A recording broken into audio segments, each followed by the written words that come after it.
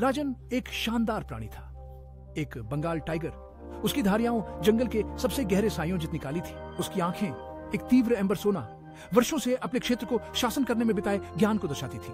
सुंदरबन, जलमार्ग और मैंग्रोव के जंगलों का एक भूल भुलैया उसे राजा के रूप में जानता था। वह एक ऐसी लालती के साथ चलता था जो उसकी शक्ति के विरुद्ध लगता था। हर कदम एक शांत बाधा जैसा, मोक्ष का। उसकी गर्जना नम हवा में गूंज उठती, एक भयानक और रोमांचकारी ध्वनि।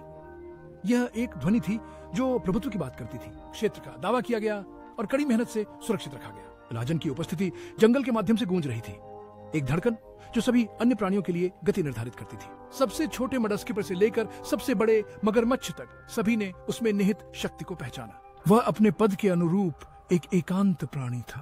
फिर भी राजान बिना जिज्ञासा के नहीं था। वह अपने डोमेन में परिवर्तनों के लिए सदैव सजग रहते हुए अपने आसपास की दुनिया को एक तीव्र बुद्धिमत्ता से निरीक्षण करता था। और एक दिन एक नई गंध हवा पर तैरती हुई आई, कुछ रोचक का संकेत देती, कुछ ऐसा जिसने राजा के हृदय में रुचि की एक चिंगारी जगाई। हवा में खुशबू पहले हल्की थी। यह किसी अनजान पर निस्संदेह बिल्ली जैसी उपस्थिति का संकेत दे रहा था। राजन, हमेशा एक तीक्ष्ण पर्यवेक्षक, ने अपने क्षेत्र में परिवर्तन का पता लगाया। उसकी पैनी घ्राण शक्ति, जो वर्षों की शिकार और जीवन संघर्ष से विकसित हुई थी, उसे एक नए आगमन की सूचना दी। एक मादाबाग, युवा और मजबूत, ने उसके क्षेत्र में प्रवेश करने का साहस किया। जिज्ञासा ने क्षेत्रीय असुरक्षा के साथ युद्ध किया। वृत्ति से राजान निर्विवाद शासन का आदि, खींच की एक चिंगारी महसूस करता था। फिर भी खुशबू में कुछ था जिसने उसका ध्यान खींचा।